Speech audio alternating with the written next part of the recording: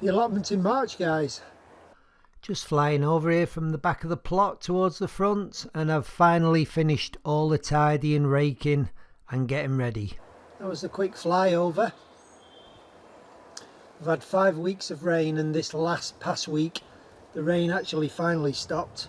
The ground has dried out and I've been here almost every day sieving and sorting out the paths. I've got all the mypec, the weed membrane, out from under all of the paths on the allotment now, and I've further sieved down the wood chip that was on top to take all the big lumpy stuff out. So we're going to be able to rot down the wood chip on the paths now straight into the soil, into the sides of the beds. Wonderful. About the only thing that's growing at the moment is the rye grain and some broad beans under the net there.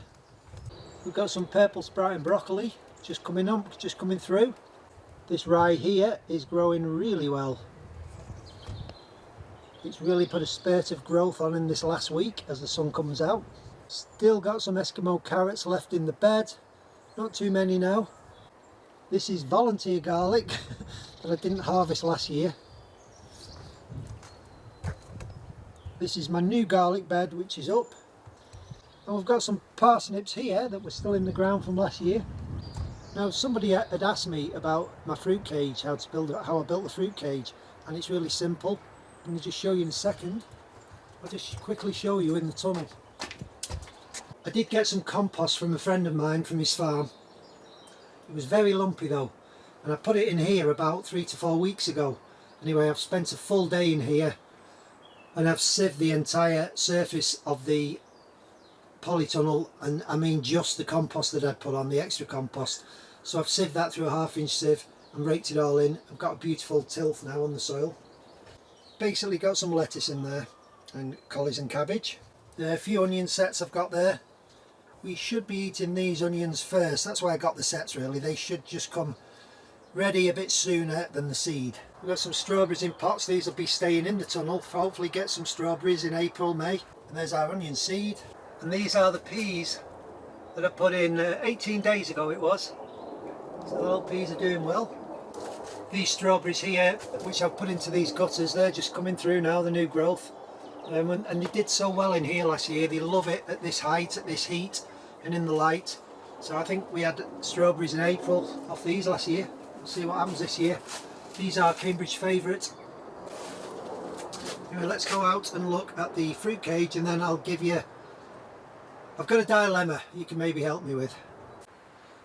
Okay, so the fruit cage, really, it couldn't be simpler. It's basically these canes which we get given free. There's a tree nursery at the front, and when they've been in the ground for a year, 2 years, they don't reuse them, so they dump them on the track and we can take them.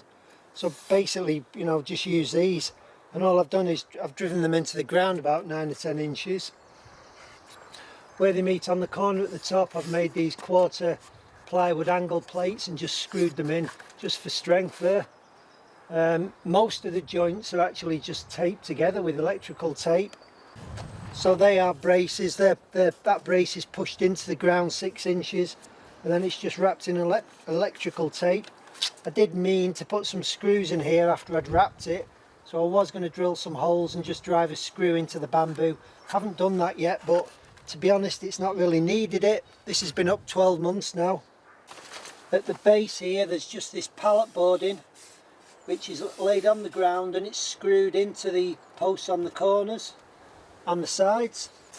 The door frame is some pallet timber again, and that just sits at ground level, but I've knocked a post in here, which is the pallet boarding is screwed into this post, and that stops basically the door frame moving. And you can see that goes right around the perimeter of the frame, the cage, and it's just screwed in where I can get a screw in it. Windy today, windy, cold and windy. And the door again, basically made out of off-cut saw, but it is this pallet boarding, but it's been cut to the size of a batten on my saw, but you could use roof battens for that. And again, I made these triangular plywood plates, put some glue behind them, I staple them on, but again you could just screw them plates on. And just a couple of 3-inch butt hinges for the door. and that's all it is. It was obviously then wrapped in net all the way around. The net is just secured on the bottom with staples and just wrapped around and stretched as best I could get it, and it's very effective. It took me less than half a day to put it up. The thing that took me the longest time was getting the damn net over and stretching it and pulling it tight, but yeah, about half a day's work. Fantastic thing. All my blueberries are safe in there, the strawberries are safe in there. I've got a cherry tree growing in it this year. The 2 bags there are some ericaceous compost because I've got 3 more blueberry bushes to put in for this year. I have a bit of a dilemma, guys. I've managed to scavenge and salvage this twin wall polycarbonate.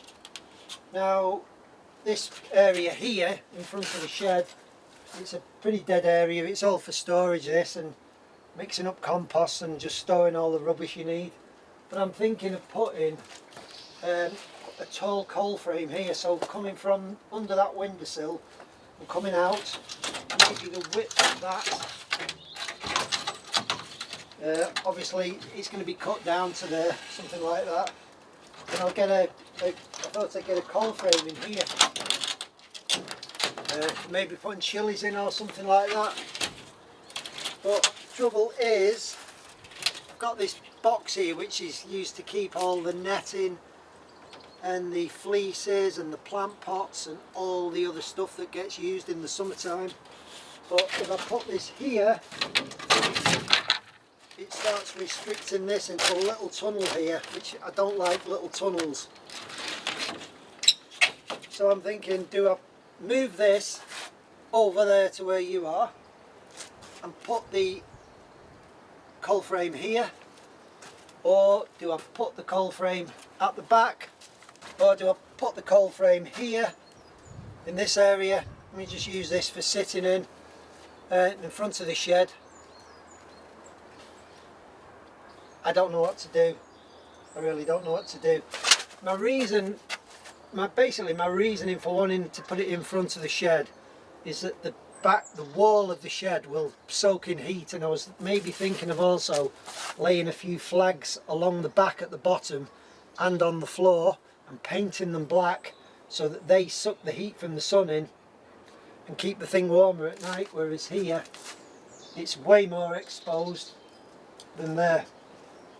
So I think I've kind of just answered my own question, that it's going to be better to put it in front of the shed and move that box over to here, or put the box here. I think. What do you think? Should I do that? I'm currently also extending my water barrel system, so these barrels just siphon from one to the other with a hose pipe linked at the top. The hose pipe runs to the bottom of each barrel and they successfully siphon from one to the next as they fill. So I've taken a siphon tube there, you can see it just goes down from that last barrel to the ground up. So I've just linked in that first barrel at the end. I've since got another 2 barrels, so I'm hopefully going to get another 3-4 more barrels, because what I did, I just sort of levelled off this bit of ground on this side of the ditch so I can just stand the barrels on it. What I am going to do is, this was the original entrance door to the polytunnel, this end. And with me wanting to put these barrels in, it got closed off and I put the door at the front. Well, I'm going to move that barrel to the back so that I can open this door again, because last summer the polytunnel just got so hot, it was unbelievably hot in there. So opening this will just give me better ventilation right through the centre of the tunnel this year.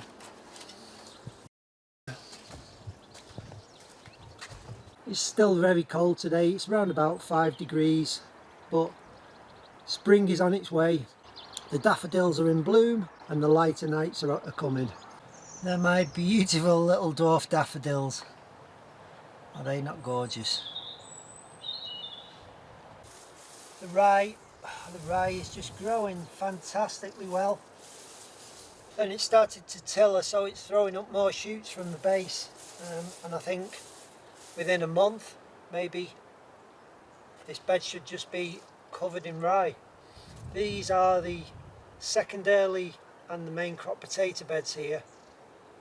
And I put the rye in to break the ground up really, and just to keep something active and growing in the soil. I've extended the paths, I've extended the beds out, slightly as well, so the potatoes will have a little bit more room this year.